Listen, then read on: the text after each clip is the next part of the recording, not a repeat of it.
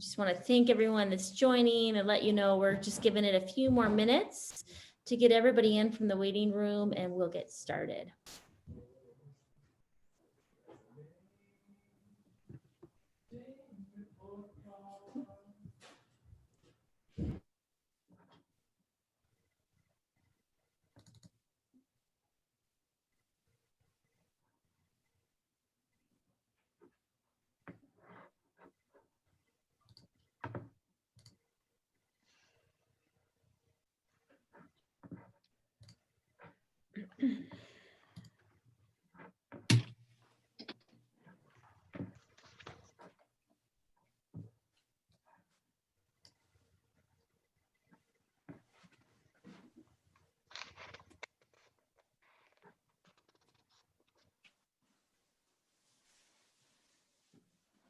All right, I see Jonathan, we just went live. So how about we go ahead and get started. Want to thank everybody for joining us tonight for our community conversation about Livingston's growth policy. My name's Michelle Ubaraga, and I'm with the Park County Environmental Council. We're your local grassroots environmental group. We work for the people, the land, the wild, the water, right here in our backyard, to safeguard what we love about this place, what makes it lovable and livable. It's such a wonderful place. And tonight we are hosting our second Zoom community conversation. There's a little bit of background noise here in my home, so forgive the small children. But we've been having these community conversations for the past year, an ongoing series where we come together to talk about some of the most pressing issues. Our goal is to invite speakers in for presentation and then to open it up to Q&A and conversations. We did our first practice Zoom around conservation easements last month. And so this month, we're talking about the growth policy. I thought we learned some lessons last time, and one of those is that really like a great part of this conversation is just that, the conversation. So we've reserved plenty of time for Q&A at the end. Tonight we're going to start with a presentation from our very own Jen Madgic to talk about the growth policy, and then we have another land use planner to give some insight on kind of what we have here, what we can think about it, and how we can make it better. And then we'll open it up to Q&A. And just quickly to kind of set the stage, you know, we have these conversations to talk about what we think are some of the most pressing issues in our community. And one of those certainly is growth. We live in a gateway community to a very incredible place with access to Yellowstone National Park, acres and acres of public lands, the Absaroka Beartooth Wilderness, the Crazy Mountains, the Yellowstone River. This is a really incredible place. And as a result, we're seeing more and more people moving here. And I think the people that are moving here because they think this is an incredible place as well. So we're hoping to have a conversation around how do we grow? How do we grow in a way that respects this place? How do we grow in a footprint that means that we still have open lands, a river, and a unique character that makes this such a special place, and really respects the quality of life that we all share here. And one of those, the foundational tools in our community are the growth policies in both the county and the city that kind of help shape our vision. This is the opportunity for us as residents to weigh in and help set forth the big vision for how we grow in a way that we all think best sets our path forward. So we want to dive into the growth policy, learn more about it, and then have a conversation, really with the goal of answering questions so that you, our community members, everybody feels like they are ready to show up at the upcoming planning board meetings or to write comments and to use your voice for this place and to give kind of thoughtful critique about how we can make it better. So with that, thank you so much for being here. I encourage everybody to go on mute if you aren't already. And then if you have questions that come up as we're going, to put them in the chat. And then I'll kind of try to call on folks at the end for the Q&A. And I'm going to pass it to Jen. Thanks, Michelle, and thanks, everyone. So we're holding this meeting tonight from 6 to about 7, and then we're going to do the same thing tomorrow at noon. And we just thought we'd have kind of 2 different times to try to catch as many people as possible. So you're welcome, of course, to join both. But if you feel like that you have friends or family or so forth that you would like to join tomorrow, please give them a heads up. So we're, like Michelle said, talking about the growth policy. We have for some time, it was a couple of years ago now that we recognized the fact that Livingston's growth policy was really out of date. We helped raise money, we helped raise awareness, and we basically got the city's attention that they really needed to take the growth policy seriously and to start a process to update what was really a plan that hadn't been seriously updated since 2005. And it was not a good plan to start with. So Livingston, fortunately, has not had a tremendous amount of growth during those years, but certainly I think we all recognize that growth is coming in a big way, with or without COVID, with or without climate change. There's so many reasons that people are moving to this area. And Livingston, of course, sits on the edge, Park County, on the edge of one of the fastest growing regions in the country right now. So I'm going to tick through about 6 slides, then I'm going to pass it on to Randy Johnson. And he has 4 slides or so. He's going to help kind of give us outsider's perspective. A number of us have kind of been immersed in this Livingston stuff for a while, so it's good to kind of pull back and have someone else join us. So we thank Randy for your time tonight. So let's hope my slides, oops, my slides are not going. There we go. So many of you have probably seen this quaint little postcard. It really reminds me of how they kind of got things right in the old days as far as planning is concerned. So you can see kind of grid system, you can see cluster development, you can see protection of riparian areas, you can see the industrial areas clustered off the rail line, and really no like development seeping out beyond the city limits like we see today. And that, of course, is for a variety of reasons. They didn't have cars back in, this is 1883. So 137 years ago. And it's interesting too that Livingston back in 1883 actually was in Gallatin County. So Randy, this is your jurisdiction 137 years ago, because Randy's from I did not know that.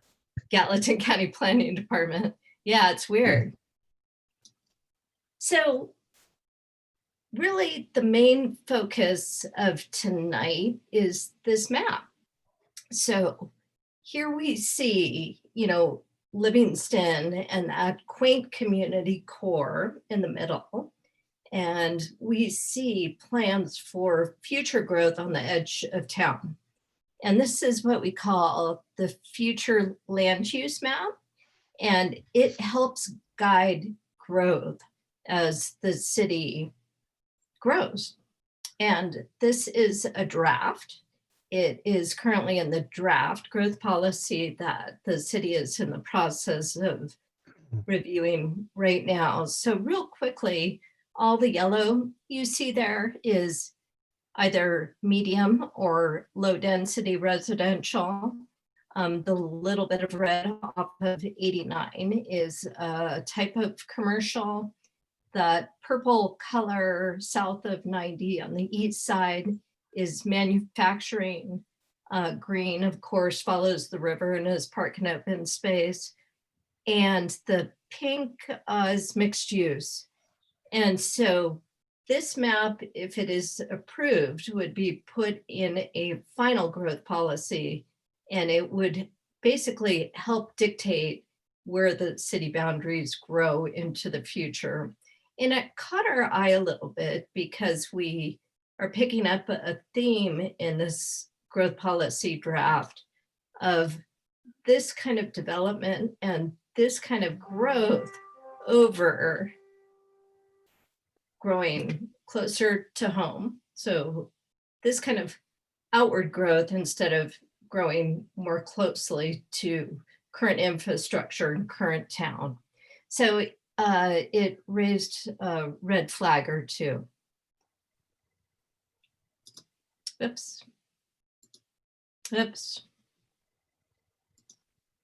Oops. I'm completely off here. Sorry. Start over. Okay. So I'm here. Play from start. That's funny. Okay. 2, 3, 4. Okay. This is the future growth map or future land use map in the current growth policy. So it's the one back from 2005 that was most recently updated in quotes in 2017. So the gray part is existing zoning, and then the colored areas, the pinkish and the orangish, are places that the city anticipated growing just a couple of years ago. So the new map is considerably different than this one, as you can see. So that one to this one. God, this is so touchy. Okay, the next map may look familiar to some of you. This was part of the growth policy survey that was soliciting public input on these particular areas. So everything in pink that is labeled with the alphabetical A, B, C, D, E, F, G, H are what the city sent out to people in a survey and asked for comment back. And that comment came in basically over the internet and went to the city's consultants, and the consultants basically provided a summary of, it's pretty much 93 to 94 people who commented on these particular areas. So there is a summary of the responses in an appendix of the current draft. But those 94 comments right now have been pretty much out of sight. You know, we really haven't had like an open public discussion about what those 94 people had to say. And in a typical kind of planning process, and Randy might be able to speak to this a little bit more, you have a little more openness. And certainly COVID is part of the problem here, that, you know, we're having to do more stuff, of course, like tonight over the internet, more stuff online. But these comments, I had to ask for them. And, you know, there's just like a couple of paragraph summaries per particular area that's in the appendix. But we've lost a lot of public dialogue in not talking and having a public conversation about these areas. So when I asked the consultants for those comments, it was 160 pages worth. And I went through and I did what we call in the planning world, very sophisticated dot map. And that's this. And this basically was a huge big map. And had we all been together in the same room, those 94 people could have taken their little colored dots and gone to each area and indicated with a colored dot how they feel about growth in these areas. So I went through the 94 comments, and if someone was opposed to growth in a particular area, they got a red dot. So you can see kind of on the left-hand side, C, a big cluster of red dots and, red all around. If people had concern about growth in that area, they got a yellow dot. And I actually wrote down some of the concerns on those yellow dots. It's kind of small. But a lot of those concerns were like lack of infrastructure, concerns about riparian areas, concerns about wildlife, concerns about sprawl, and so forth. And the blue was go for it, had no thoughts, thought, this is a good spot for growth. And what struck us in particularly me kind of putting together this dot map is comments are really all over the place, as we can see here. And we never really had an opportunity to be in the same room together and talk about, why are there a bunch of blue dots around A? Why are there a bunch of red dots around G? Why, do there appear to be very few concerns around F? And that's kind of a normal part of the planning process, to kind of have these public dialogues. So if Randy, a guy like Randy comes up and says, I think B is a great place for development, and rattles off a number of ideas, I can potentially change my mind in that public setting. That public setting and public comments helps the education process. So right now, Livingston has not had the benefit of an open dialogue over how these comments were made. They've all been made kind of in the cover of night through the internet. And that, once again, is another red flag. So let's see if I press the right button. Okay. Another red flag, and I'm not going to spend too much time on this, but it was a transportation plan that came out a couple of years ago. And the city commission discussed this transportation plan. And I just went back today and kind of listened to the dialogue on it.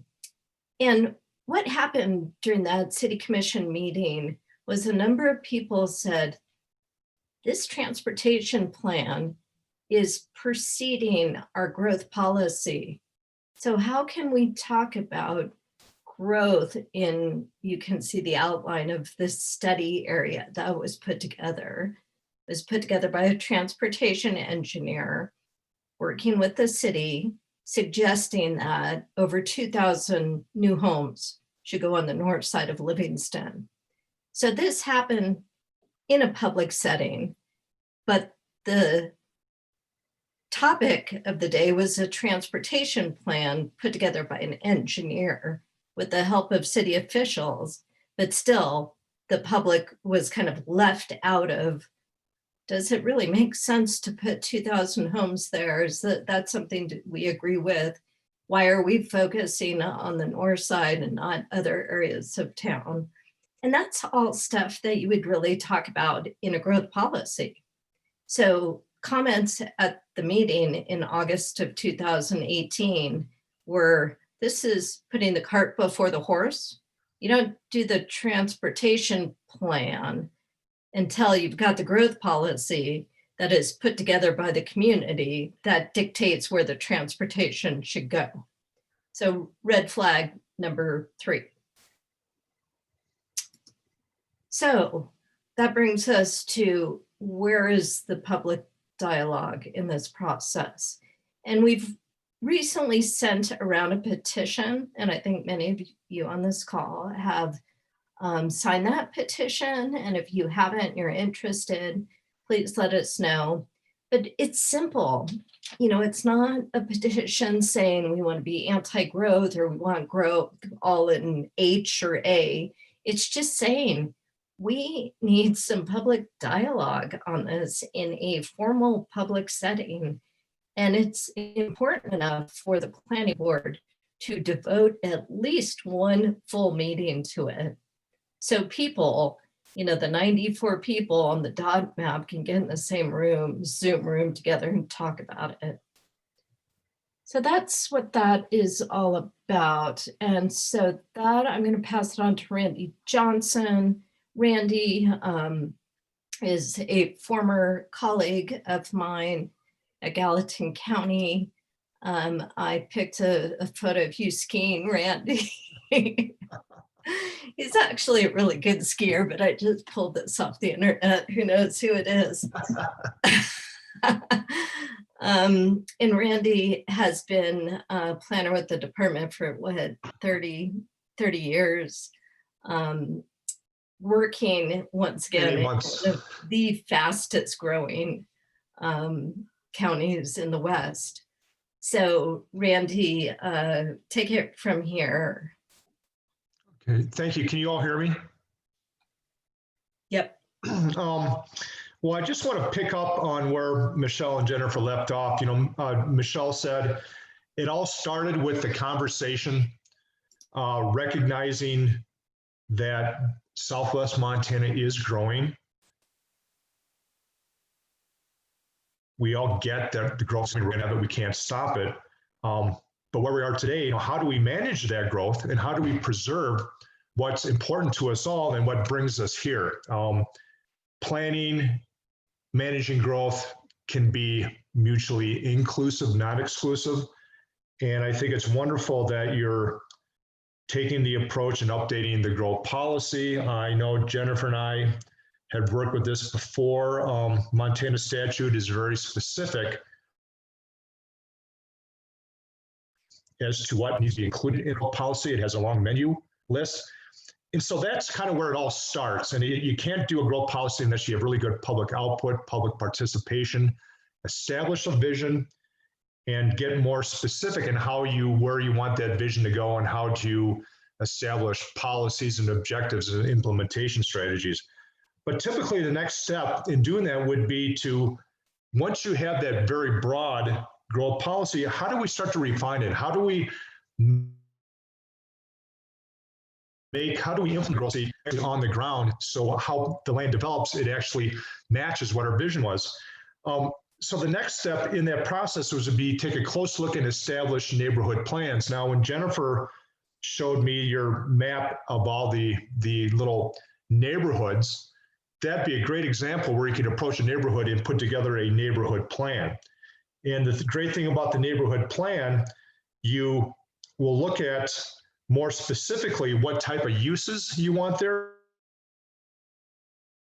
You can address housing, you can look at important natural features, you can look at schools, parks, trails, open space.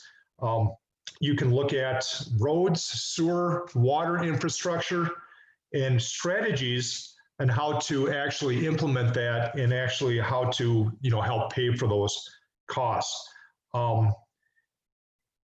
And that would help set the stage when you eventually come to the point to adopt regulations to implement that neighborhood plan. But a nice thing about neighborhood plan, as Jennifer mentioned before, it doesn't have to start with a transportation plan or a sewer water plan. First, look at how you want that area to be developed at the neighborhood level. And then you can ask yourselves, okay, so then to implement that neighborhood plan, what type of infrastructure needs will we have to take place to meet that? And so that's when the infrastructure planning comes into place. I can tell you examples, I can talk hours of examples in Gallatin County where we never had any neighborhood planning land management going into it. And you can clearly see that on the landscape. And in hindsight, you see what were people thinking? One quick example, if you're familiar with the Four Corners area, The reason that got developed is such because we had a subdivision back in the late 90s. It was Galactic Park North Star, where as part of that subdivision and to facilitate the density, they built a municipal level wastewater system. That came before any neighborhood plan, it came before any zoning. So subsequent to the building of that plant, subdivisions were approved left and right, whatever density, whatever a developer wanted, because, well, the sewer and the sewer water plant is there. Now you look at it today and you think, well, that was been kind of backwards, because now you have this large area of urban municipal development in unincorporated Gallatin County, where had you done the proper planning, maybe all that could have been part of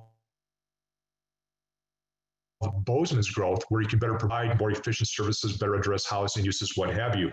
But once you go through that neighborhood planning process, you can actually provide more specific direction. It's a lot more predictable, and it's much easier to implement when you have a good focused neighborhood plan. And that would also then provide the direction and a roadmap to go ahead and then to adopt the regulations that would actually implement the neighborhood plan. Those regulatory subdivision regulations, transportation plans, sewer and water facility plans, and capital improvement plans. And I also think, getting back to the, capital improvement infrastructure plans, it's really important at the neighborhood planning stage to make sure that any development is concurrent with the adequate necessary installation of that infrastructure. You don't want a situation where development comes first and then all those infrastructure needs come second. And we've all been paying for it, and it results in bad planning. So I can't stress the more of the importance of working underneath your growth policy and putting together a neighborhood specific plan to address the specific needs of that each little neighborhood within your planning jurisdiction. It's a great tool, and it will lead to much better regulatory implementation and much more predictability with the neighborhood and the community, because now the community has an opportunity to comment on land development in its entirety versus a development proposal by development proposal or subdivision by subdivision. And again, then it all starts with a really good growth policy, and you just start moving down that pyramid, what have you, following that roadmap. And again, I can talk for hours where that hasn't been done. You can clearly see it on the landscape, and it has a large, long-lasting negative impact.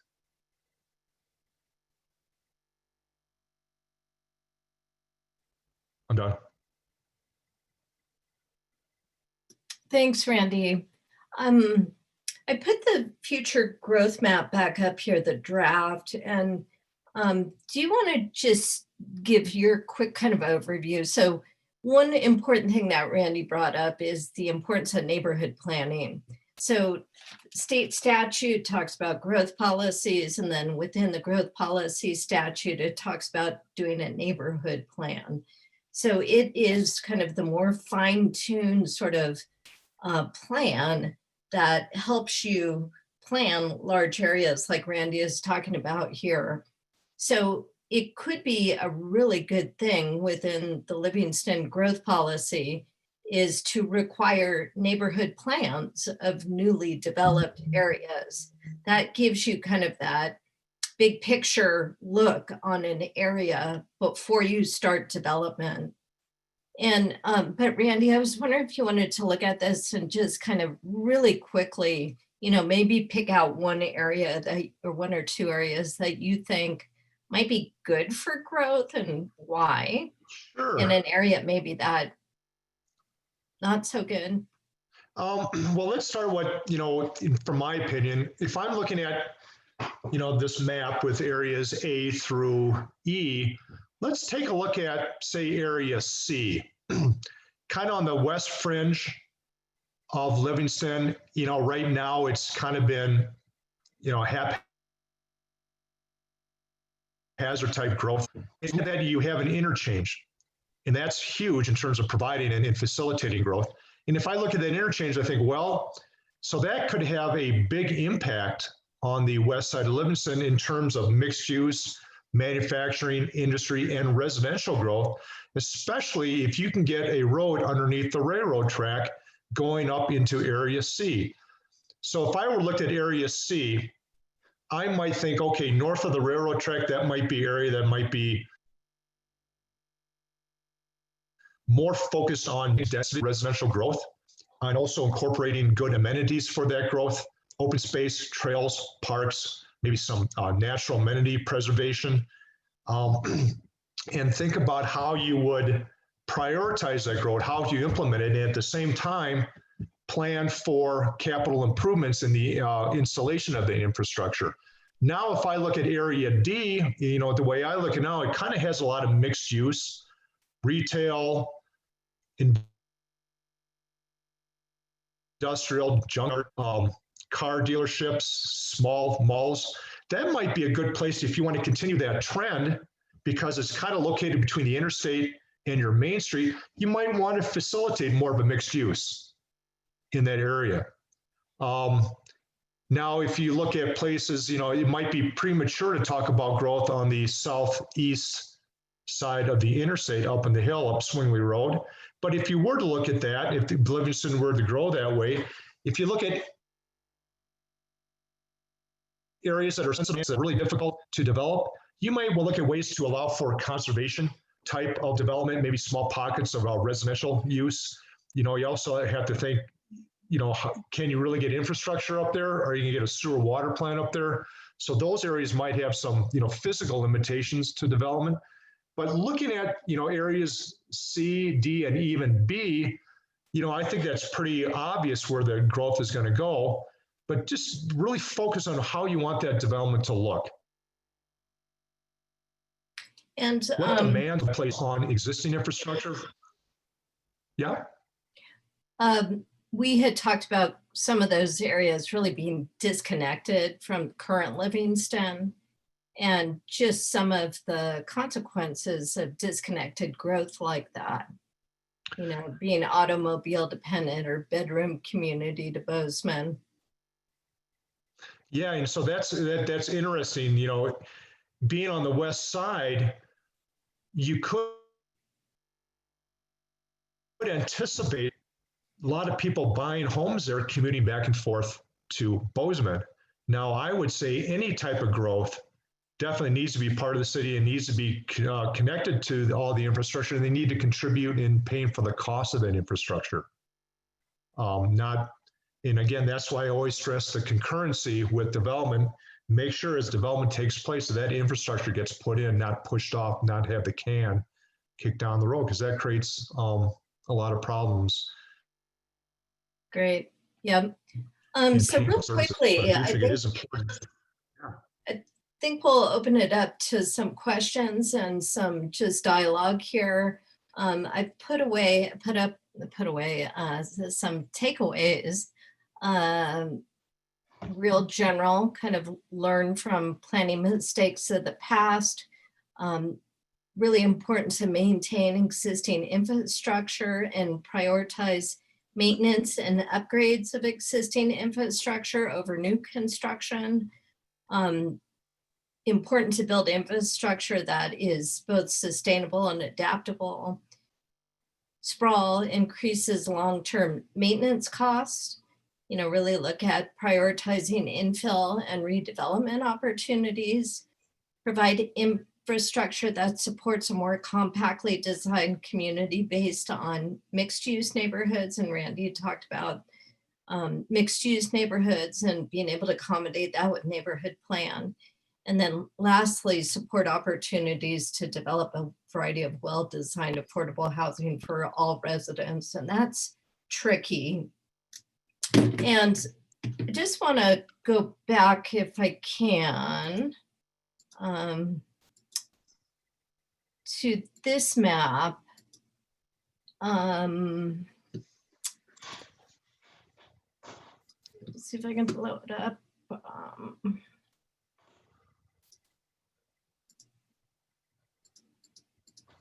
Oops.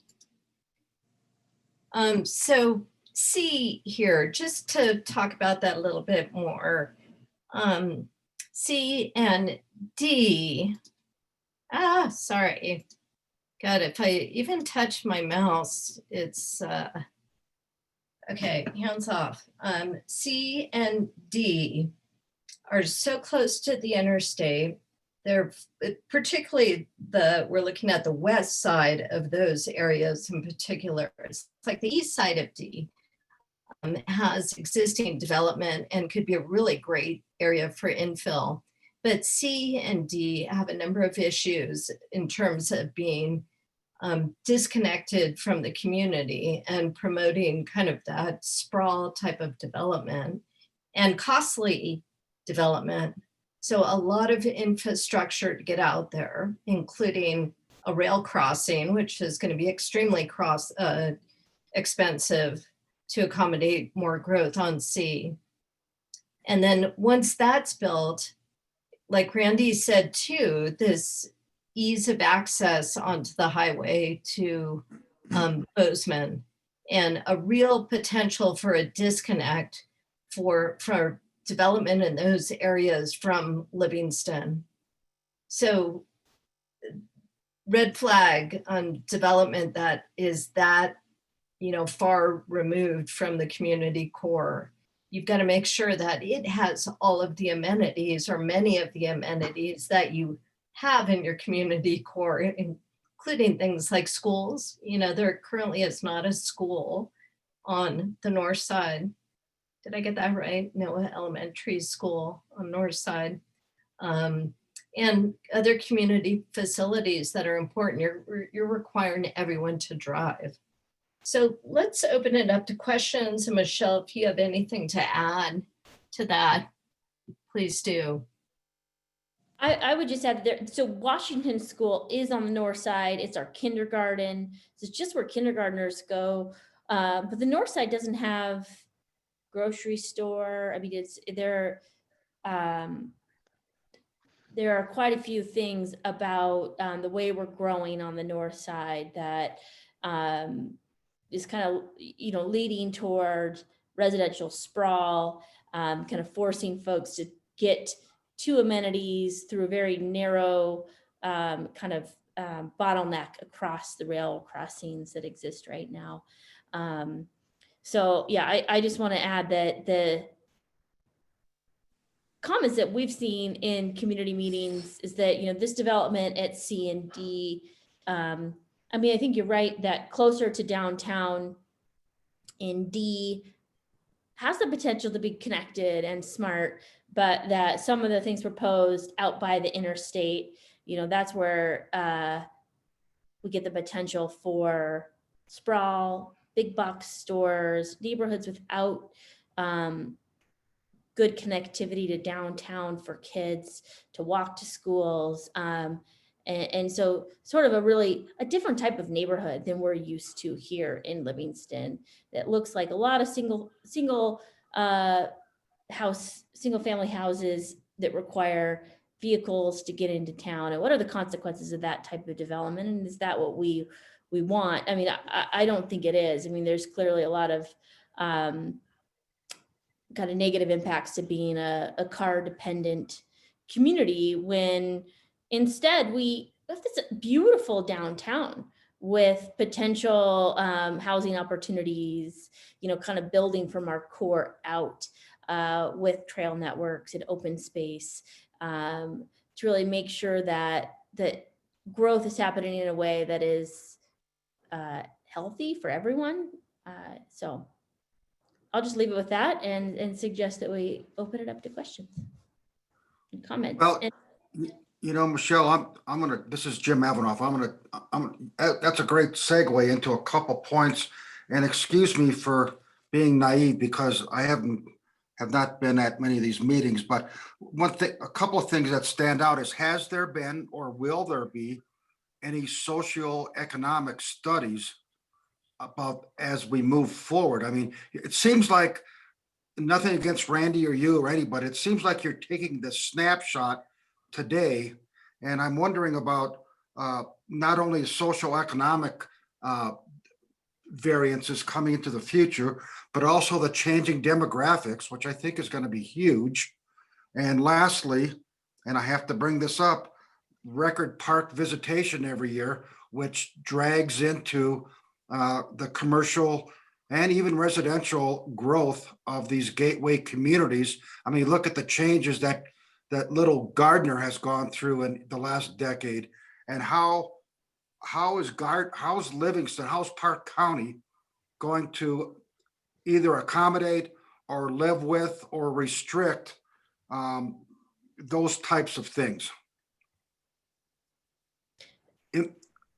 No, Jim, I think you're raising a really important question, which is the growth is coming, right? I think that's what I'm hearing you say. More and more people are moving here. Right. And your question is, what are the socioeconomic impacts of that growth? Right. And I don't know if there have been studies to that end. Does anybody else have it? And I will say from our last conversation, I think I'll go to the chat and try to guide us, but I hope that we can have a pretty open dialogue here and just all be learning from one another. So great question, Okay. Jim. Okay. There's some great chat going on, and I can't get to it right now, Michelle, while I'm sharing my screen. So it might be good to maybe pull a question and actually have the person chatting share. Okay, I'll look at the chat. Does anybody have a response to Jim's question, whether there are socioeconomic studies about growth? I don't think there have been, so I'll look to the chat here. Yeah, Jim, there certainly have, and I think you look at a place like Bozeman, and I was talking to someone this morning about planning for poverty or planning for lower income. And what tends to happen in a place of high demand is, and if you let the free market take over, you're going to push all of the low income out of town. And that essentially is what's happened in Bozeman. There's no more cheap housing in town. We've sent them out of town, and that's really unfortunate. A lot of people who live here can't work here, or who work here can't live here. And there have been studies along those lines too. And we could spend a whole night kind of going into that. No, you're good. Thank you, Jennifer. Okay. Hey, Michelle, this is Melissa. Yeah, go ahead, Melissa. Regarding Jim's interest in this topic, I wonder if the Park County Housing Coalition might have some data on that, because they've been meeting, I don't know if it's been every month, something like that for the last 6 months. And the Park County Community Foundation with their We Will campaign, those are just two places that come to mind. I haven't done the deep digging, but that might be some local data for people that are interested. That's a great plug. Thank you, Melissa. I think that the important message, Jim, what you delivered quite eloquently, is that there are socioeconomic consequences to how we grow, and we really need to better understand those.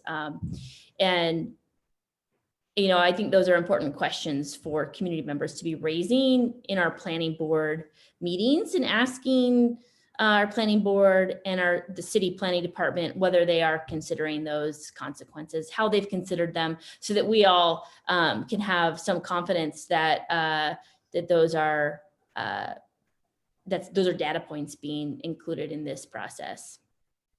So with that, I'm going to go to the chat and try to lead us through some questions. So thank you to everybody who's been putting questions in there. And the first one I see here is from Wendy Riley about infill. Wendy, do you want to go ahead and unmute and ask your question? Okay.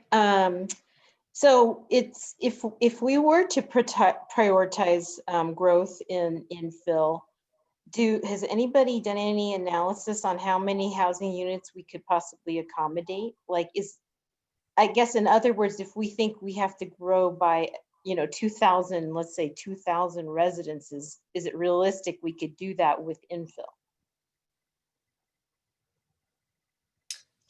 I don't believe anyone has done an analysis like that, Wendy, but I think it is a great idea. I think we need to do that if we're gonna push that as a priority. It would be really good to know how much of the problem it would solve. Mm-hmm.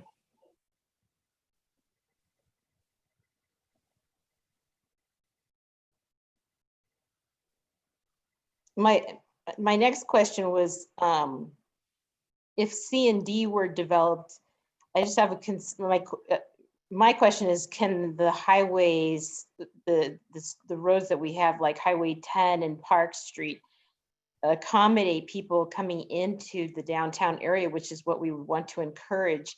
And I'm super concerned about it not being able to potentially, and especially at times when the traffic is rerouted through town off of the freeway. It just seems like we're looking for a lot of trouble as far as jammed traffic downtown and question about parking. Really good points, Wendy.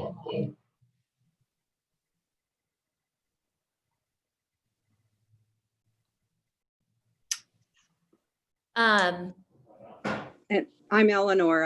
I then would follow up with, I'm the one who then, I don't think my name was on there, about asking that question or concern about the wetland. I guess it's the wetland riparian. Oh, that whole area, that D, it has the antelope herd and the wetlands and with all the cattails and the black, I'm just talking personally what I love about that area. And I think that's D. So those are environmental concerns. And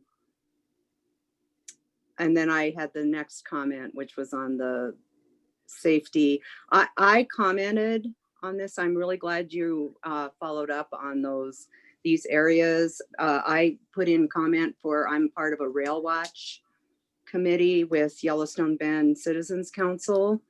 And we've been addressing specifically the safety concerns of the railroad yard and the railroad crossings and the environmental impacts of the railroad. And so that then brought me to comment on the growth plan. And then I put in about the idea that I've had for a while, which I guess it's not really on the table, but regardless of the amount of growth on the north side, two things you said, there's the commercial development just never seem to happen over there. And could there be an emergency services annex as an intermediate step before we actually get the next railroad underpass or overpass? Mm-hmm. That's what that is asking. Really good questions to Eleanor, I believe it was. And I just kind of want to point out that, I'm a planning consultant and PCEC is an advocacy organization trying to promote good planning. And we're on the outside. So this is not a meeting before the city commission or the planning board. It's not a meeting before the government that has the power to do some of this stuff. But I hope people can see the benefit of having this kind of discussion out in the open. And this is really what we want the city to take on, full on, let's get this stuff out. And if there weren't studies and so forth that need to be done, let's get behind that and do it. So sorry, but let's go on with the chat. Yeah, I just would echo what you're saying, Jen, which is like, Eleanor, I think you're making such important points. And, you know, we've spoken about the rail yard, and a lot of time, you know, so the city planning board has 3 more planning meetings where I think, you know, showing up and saying, hey, I'm concerned about the wetland and the antelope herds and development here, and asking those questions of the city planning staff would be really, really helpful and really important, because yeah, we can't really answer what the city has or has not done, but I think you're raising exactly the right questions. And there's something about those planning board meetings, they feel really formal, like you have to be an expert to give comment. That is not the case at all. Just showing up and asking questions is really important. So thank you for raising those points and sharing that with everyone. Next in the chat, I see Michael DeChellis. You want to go ahead and make your comments? Oh, thanks. They're just comments. I think everyone, you know, I'm really a process person, and I like seeing the will of the community sort of expressed through process. And I was really inspired by the map. I felt like we had a cool thing to respond to. So this is the one that, you know, we've been talking about, the one that was presented at the beginning of the meeting. I think it's an opportunity to look at what we could have, which is robust discussions looking at possibilities. The map was drawn up by, I'm sure, no dummy. I don't actually recall where it specifically came from, but it would just be wonderful to see a lot more options presented to us. I think that the opportunity that looking at a map like this presents to the community, where it's a viable option for how we grow, and having a few of those and looking at, you know, different options and how, you know, how much of these different options cost and what would it look like from a community perspective, and what would the walkability score be from this area and this area, and, you know, where's the mixed use area that we all wanted in our growth policy. I mean, these kinds of discussions are really helpful, and they can be centered around maps. And so I was wondering if there was a process in place, or that could be recommended to the planning board, or to, you know, and ultimately to the commission, that would allow us to put aside some resources at the city planning department or elsewhere to generate more options for our community. And I definitely echo the concern that, you know, once you have a map, things tend to just kind of drift that direction if you don't let them, or if you don't get in the way and start asking questions and presenting alternate realities. And I think now's the time to present some alternate realities. I don't think we should remove this necessarily from the growth policy, but I think it'd be nice to have some alternates. And I was curious if anybody on the call, I mean, that's a comment I would have to the planning board, but I'm curious if anybody on the call has recommendations on specific recommendations. If you have any specific recommendations we could make to the planning board or to the city commission on what to do about that concern. And I'm done.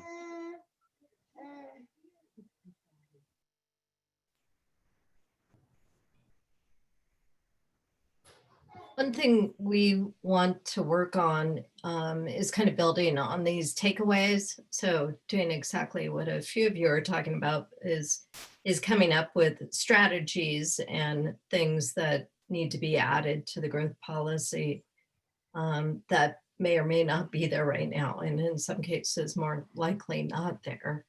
So we're taking notes and hope through this update process of providing very specific recommendations to plug into the growth policy draft.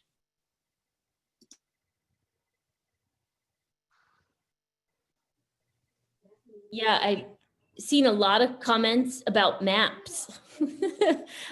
Joe, I appreciated yours. The whoever has the best map wins. So it seems to me that we at least have some consensus that this merits further discussion, which is kind of exactly what we're one of our advocacy efforts is to ask the planning board to facilitate a conversation around the map. So that just brings me back to, if you haven't signed the petition, please do so. And then, yeah, Jen put up the upcoming planning board meetings. So really, I mean, the planning board is that's the place for us to ask questions and have a community dialogue with the people that are tasked with editing and updating this draft. So really encourage everybody to participate in those. Seeing that we just have 3 more minutes, I would love to see if there are any questions, if there are folks that have questions about how to participate or what that looks like and what kind of tools community members need to be better prepared for those meetings. I had just one question. Can you hear me? Yes, please go ahead. These are great analyses and it's really impressive. But will anybody listen to you?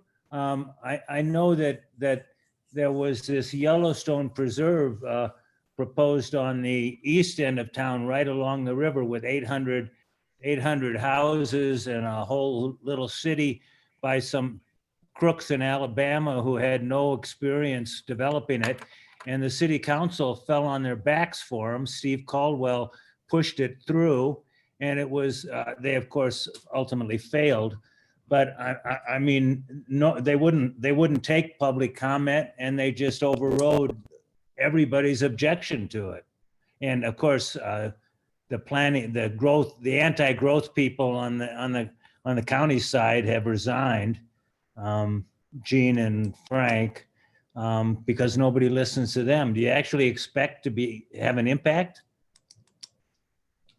I don't mean to be pessimistic, but I don't think anybody's listening. Or at least they get paid off by the developers. I mean, you've looked at the property Mary Murphy's selling on the east side of town and the subdivision that has been platted there. It's impossible to stop. I think you're making really important points, Lee. Thank you. It's certainly an uphill battle.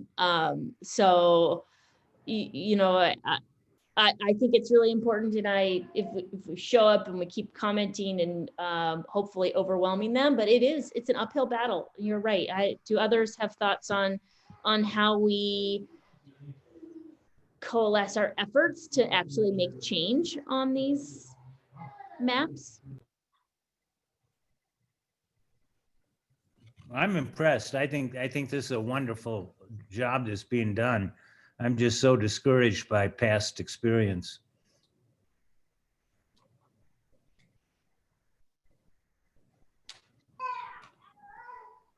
Yeah. Michelle, can I say something? Yeah, please do, Melissa. So Melissa here, I'm on the planning board and I'm a city commissioner. And so I guess what I would really encourage, I mean, I'm here because I'm listening and I'm doing my best to listen. And I also listen to the city commission. So I would really encourage you all to come to the public hearings. I was a little surprised that turnout was lower than I expected at the first planning board public hearing. I think it looks like there's a list here on the screen. So these are the public hearings, official public hearings, and we have a good process on the board right now to collect comments. They're in a spreadsheet right on the screen for the whole world to see at the meetings. And I would encourage you also to reach out to city commissioners. I think that the planning board will be doing the heaviest lifting for the review process, but I can say that it's most helpful when people come to the meetings and talk to us. That's, I think, the best way to make your voice heard. Email is also effective. And I mean, I personally do my best to listen and represent the people of Livingston. I'll let other, people on the boards and commissions speak for themselves, but I'm grateful that you all are here. And I hope that you take these comments that you shared tonight to the planning board too, so they'll be in the official record. thank you so much also for caring about our community. Thanks, Melissa. That's just, I think, a really good way for us to wrap up here. We've got some good things in the comments here. Becca, I see your question about being armed with examples from other communities. So some case studies, so we can put together some more resources to share so that everybody does feel well equipped for these upcoming meetings. We still want to, and are requesting a meeting dedicated to just talk about the map and the maps. With that, I think we maybe need to end here and hope that everybody here has participated, is better informed to participate in the public comment. Written comments are also incredibly valuable. So you can email them to planning@livingstonmontana.org. Is there anything else to add, Jen, before we close, or any others? Just tomorrow, we'll be meeting again at noon in the same format. So I hope it is some of you join tomorrow as well, and we can kind of continue the discussion on and build on some of the stuff that was mentioned tonight. I realize an hour is limited, but if there really is interest, we can do more of these. And I think all of this just speaks to how complicated planning is and the importance to have these community dialogues in planning for your future, and not to, squash that into a little bit of time or to do it online. You really need to have open dialogue. So really appreciate everyone showing up tonight. Michelle, could I make a comment? Yes, go ahead. This is Warren. Maybe I'm on the city commission. I don't know about past history, but I would say that the thought processes that you're all going through now will not be disregarded. History was history. I wasn't here for that, but I think that the current members of the commission and the planning board and the other boards are very open to others' ideas. Thank you. Thank you, Warren. Thank you, Melissa. It's really great to have two city commissioners on our call tonight. So, and for your confidence, giving the community confidence that their voices matter. So thank you so much for that. And for all of your work. Thank you. Okay. Yeah, with that, we'll say goodnight and look forward to anybody that wants to join us at noon tomorrow to continue this conversation. And please don't hesitate to email any of us so that we can help continue and share resources. Good night.